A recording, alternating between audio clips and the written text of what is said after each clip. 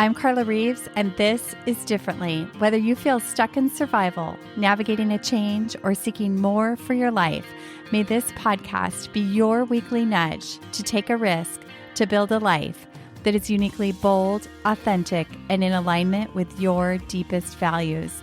What if you worried less about the bumps in the road and instead got equipped for the journey? Get ready to rethink what's possible. You might be listening to this episode or clicked on it because you know the power of writing as a tool for your own sanity. Or you might be listening because intellectually you know and have heard others talk about how this is such an incredible tool. Or maybe you're here for entirely different reasons. May I remind you that whether you love writing, journaling, or you hate it, it's just a vehicle. It's a tool for navigating your life. And I don't know about you, but I need a place to process all these thoughts, emotions, and swirling that happens in my mind daily. If I don't, it shows on the outside. It shows up like stress and tension and uncertainty, anxiety, spinning my wheels, and on and on. It's one of the ways that I take care of myself. It's discipline. I don't always want to do it, but it's the rewards, the positive impact that it has that keeps me coming back. So borrow my passion if you need to for this tool and try it for yourself. Experiment with it. If you haven't listened to the last episode, Riding the Waves, I highly recommend you pause and go back because this is going to have so much more context and depth and meaning for you. While I was navigating the last 10 months, the ups, downs, and in-betweens, and they felt extreme in a sense, journaling was a lifeline, and I wanted to capture it for you. I've never really thought about this, so it was interesting for me to dive in and figure out how I was going to share this with you. But there were 10 ways that I came up with that I really used my journal, and I want to sort of plot these out for you. Number 1, gratitude. Just taking time every day, if I could, to write down what I was grateful for in that moment, the simple little things. Because there were many days over the last 10 months that I felt fearful, I felt anxious, I felt doubting and second guessing. And it's amazing what just a moment of gratitude can do for the mind, body, and soul.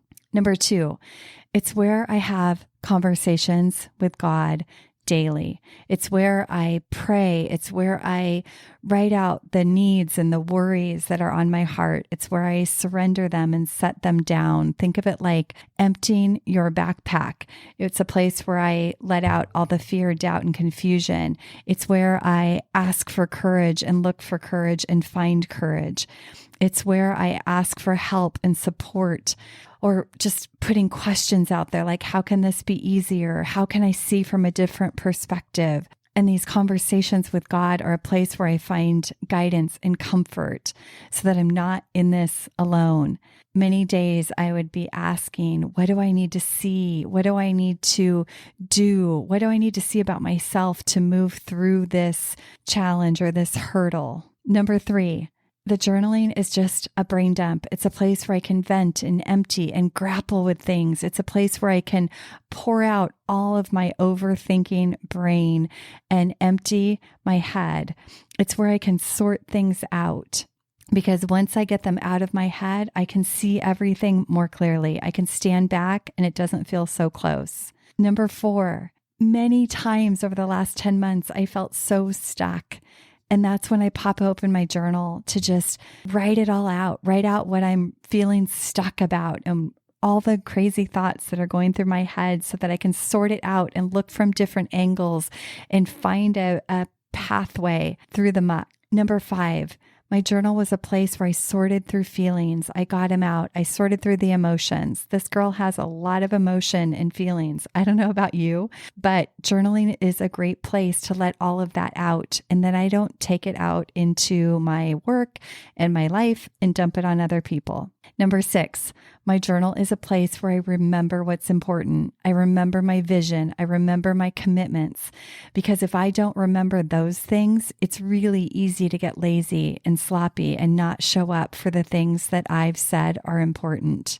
Number 7, My journal was a huge place to capture ideas. If you listen to that last episode, you'll know this has been a creative season for me, which means that sometimes I just have to sit and empty all the ideas that are coming through my mind. That's when your journal is a playground.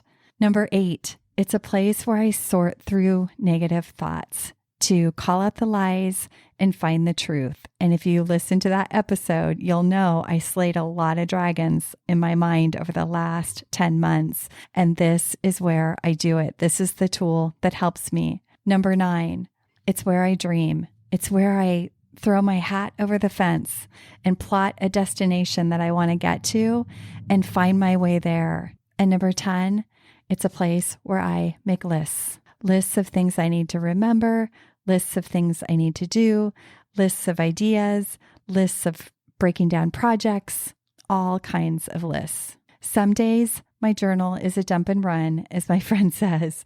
Other days it's a conversation, while others it's a think tank, a list keeper, or a playground for ideas. You get to choose. You can pick your flavor each day. There is no one size fits all.